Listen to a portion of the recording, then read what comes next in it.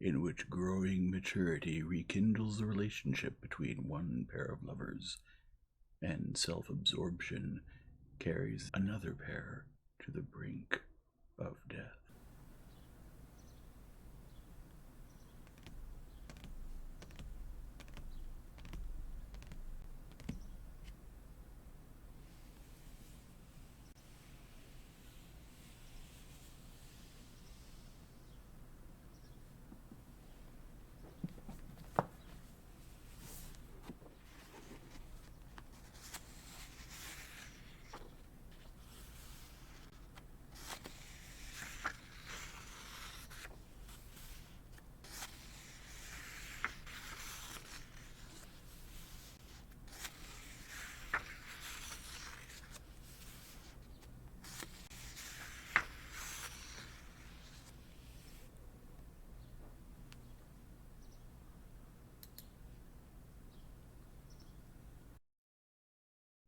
Chapter 16.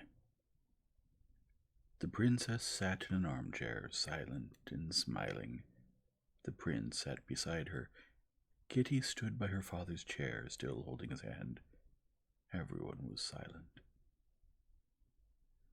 The princess was the first to put names to things and translate all thoughts and feelings into questions of life, and it seemed equally strange and even painful to them all in the first moment. So, when? We must bless you and announce it. And when will the wedding be? What do you think, Alexander? He's the one, said the old prince, pointing at Levine. He's the chief person here. When? Said Levine, blushing. Tomorrow. If you ask me, in my opinion, the blessing today, and the wedding tomorrow.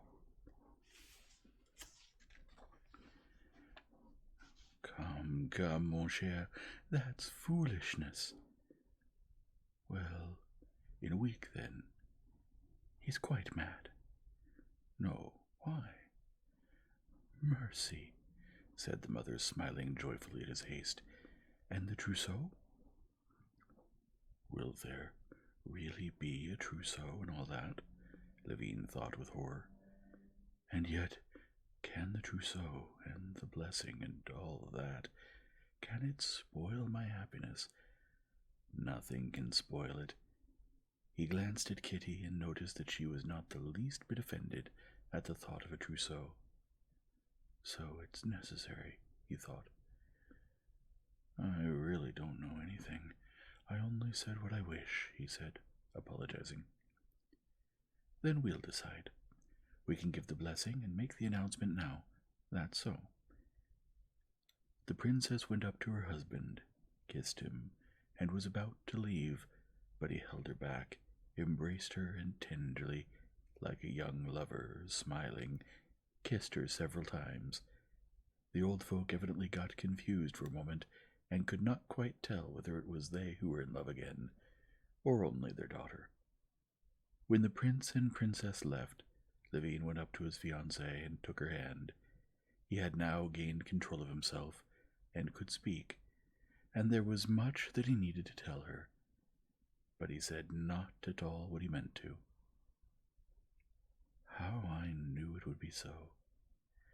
I never hoped, but in my soul I was always sure, he said. I believe it was predestined. And I, she said, even when... She stopped and then went on, looking at him resolutely with her truthful eyes. Even when I pushed my happiness away from me. I always loved you alone, but I was infatuated. I must tell. Can you forget it? Maybe it was for the better. You must forgive me many things. I must tell you. This was one of the things he had resolved to tell her. He had resolved to tell her two things in the very first days. One, that he was not as pure as she was, and the other, that he was an unbeliever. It was painful, but he considered that he ought to tell her both the one and the other. No, not now. Later, he said. Very well, later. But you absolutely must tell me. I'm not afraid of anything. I must know everything. It's settled now." He finished the phrase. "Settled that you'll take me however I used to be, that you won't renounce me, yes?" "Yes, yes." Their conversation was interrupted by Madame Linon, who, smiling falsely but tenderly, came to congratulate her favorite charge. Before she left, the servants came with their congratulations. Then relatives arrived, and that blissful tumult began from which Levine could not escape till the day after his wedding.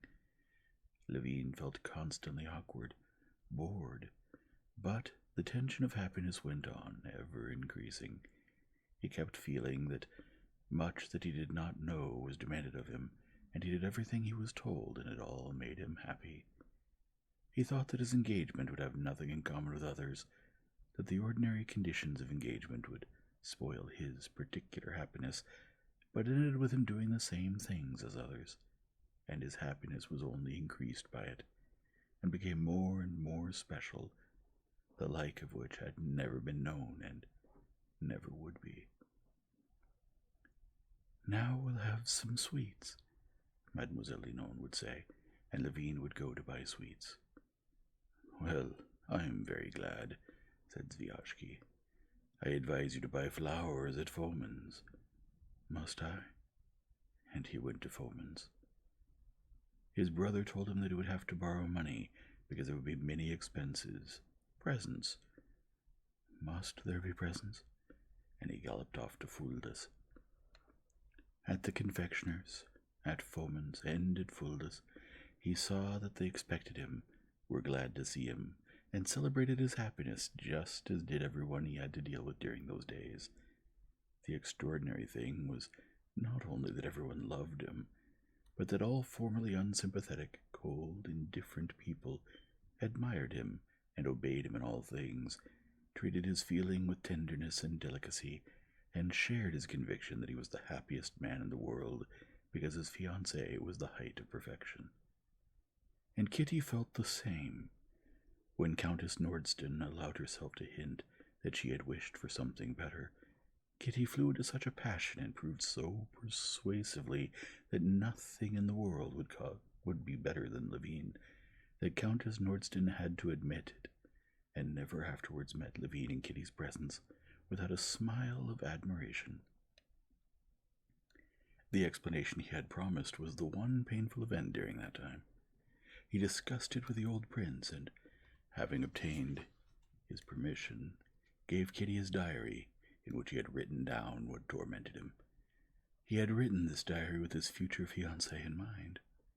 2 things tormented him: his impurity and his unbelief. His confession of unbelief went unnoticed.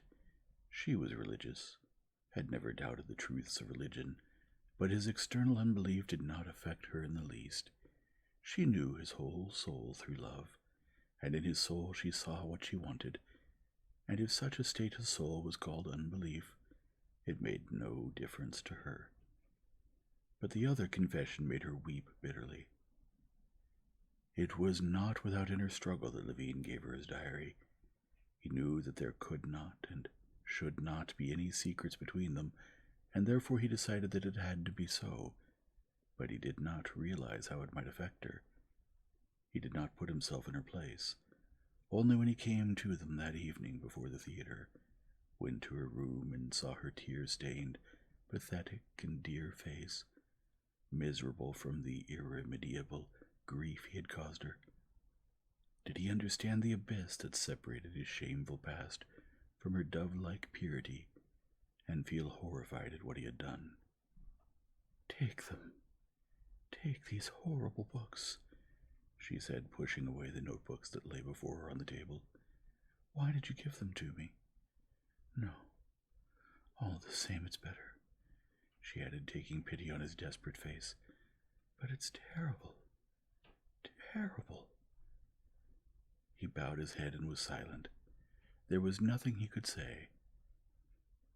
"You won't forgive me?" he whispered.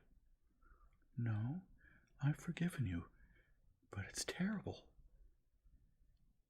However, his happiness was so great that this confession did not destroy it. but only added a new shade to it. She forgave him. But after that, he considered himself still more unworthy of her, bowed still lower before her morally, and valued still more highly his undeserved happiness.